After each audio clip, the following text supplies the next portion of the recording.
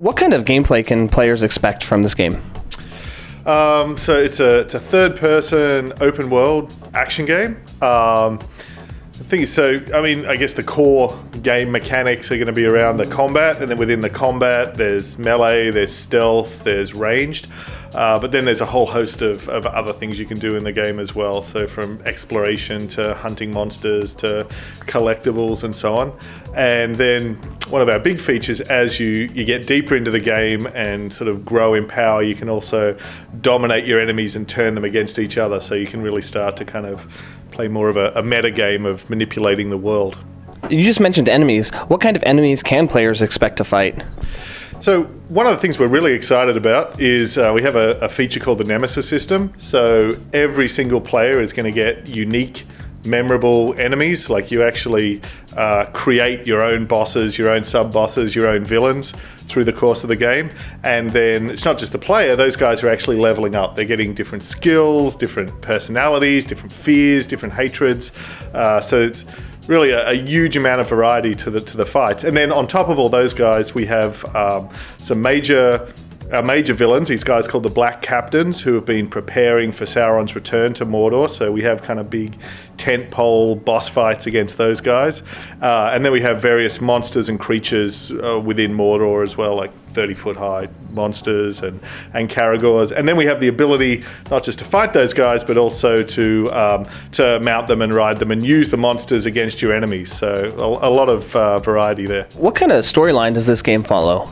So it takes place after the end of The Hobbit, after the Battle of Five Armies. So Sauron's just returned to Mordor, but it's still decades before Lord of the Rings. So it takes place in between those and entirely within Mordor. So we wanted something that is both sort of a prequel to Lord of the Rings, so tells some of the kind of epic events that led up to Lord of the Rings, but also something that's a really sort of epic story in its own right as well. So even if you're just playing it just as a standalone game.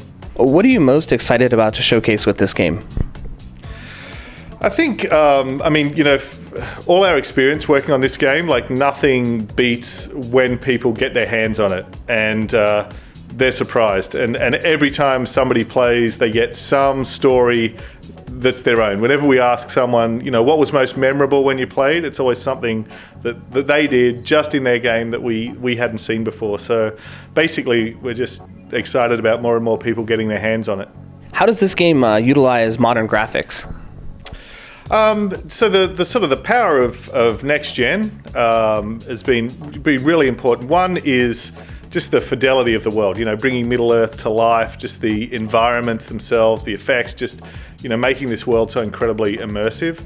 The other one is, as I was saying, the Nemesis system, the variety and the fidelity of your enemies, that you can make these really highly detailed, memorable, totally unique characters, and we have like effectively an infinite number of them as well. And then of course there's just the power to have the fidelity of all of our animation, huge amounts of combat, masses of enemies on screen. So, I really feel like we've kind of pushed it in every direction. How is this game different from other games in the franchise? I do think it's a pretty unique game in terms of the story it's telling within Middle-earth, what we're doing within open world gaming. So, with the Nemesis system, truly making your own unique and memorable enemies. I don't think it's going to be like anything else people have played before. What kind of characters can players expect to see in this game? So, of course, characters are such a huge part of Middle-earth and Tolkien's work, and we very much followed his lead by having some very recognizable characters show up. So there is Gollum, of course. Sauron's really interesting because we very much just see him in The Hobbit and Lord of the Rings as just this representation of evil, so getting to explore more of his backstory. Then we have original characters, so Talion himself. Then we have really important characters that maybe aren't as well known, but are really key parts of the history of Middle-earth, like Celebrimbor, the Wraith.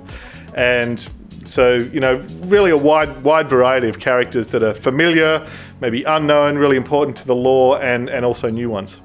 Who's the main character and how does he relate to Middle-earth?